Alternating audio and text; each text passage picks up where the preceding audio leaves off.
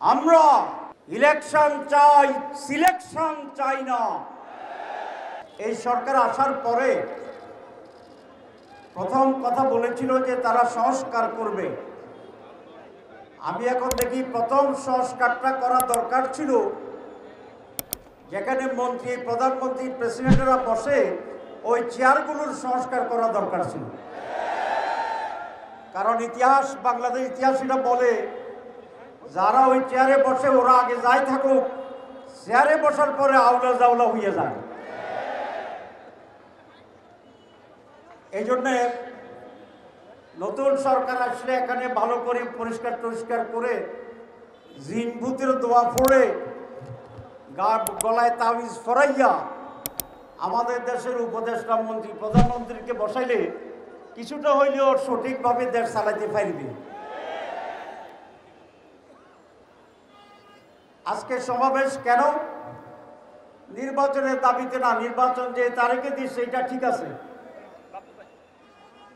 আমরা তার আগেও নির্বাচন চাইছিলাম, ডিসেম্বর হইলেও আমরা ঠিক করতাম, কিন্তু আমরা তো নির্বাচন চাই। কি বলেন? এদেশের মানুষ 54 বছরে কোনো নির্বাচনে দেখে নাই। এবার মানুষ আশা করে এবার একটি সুষ্ঠু নির্বাচন হবে। আমরা ইলেকশন চাই, সিলেকশন চাই না। এই নির্বাচন একটি ডিজাইনের মাধ্যমে সম্পন্ন করে জনগণের ভোটাধিকারকে আবার হরণ করার পায়তারা ষড়যন্ত্র চলছে। যদি সেরকম তৈরি করা নির্বাচন হয়, বিদেশের ডিজাইনে নির্বাচন হয়, তাহলে বাংলার মানুষ জীবন এবং রক্ত দিয়ে একটি সুষ্ঠু নির্বাচন আদায় করবে ইনশাআল্লাহ। আমরা আবারও বলতে চাই মাইকে, বাংলাদেশ জামাত ইসলামী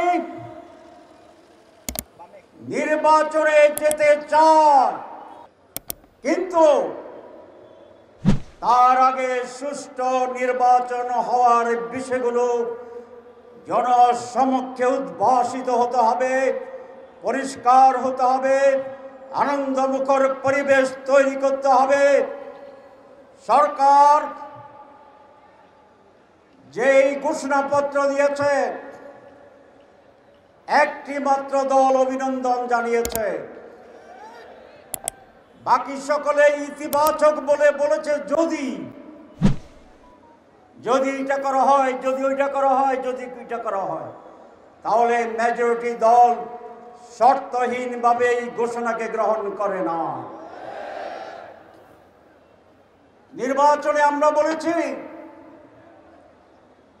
সুষ্ঠু নির্বাচনের জন্য সংস্কার জরুরি। সরকার বলেছে,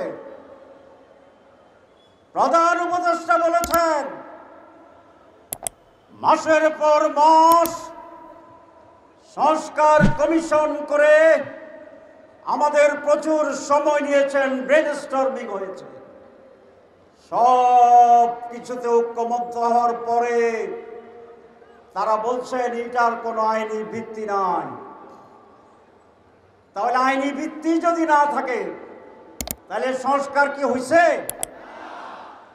ইমানের 3 অংশ, মুখে উচ্চারণ, মনে মনে বিশ্বাস এবং কর্মে বাস্তবায়ন। সংস্কারের 3 অংশ, ঐকমত্য পোষণ, আইনি মর্যাদা প্রদান এবং সেটাকে কার্যকর করো। আমাদের সরকার মুখে স্বীকার করছে আর 2টা করে না। ইমান আনছে, সংস্কার হয়েছে, তা আপনি বলছেন সংস্কার জরুরি, তা এখন সংস্কার ছাড়া আপনি কি করতে চান? আমরা চাই যে সমস্ত জায়গায় সংস্কারে আমরা একমত হয়েছি সেইটার আলোকে আইনের মাধ্যমে আগামী নির্বাচন হতে হবে।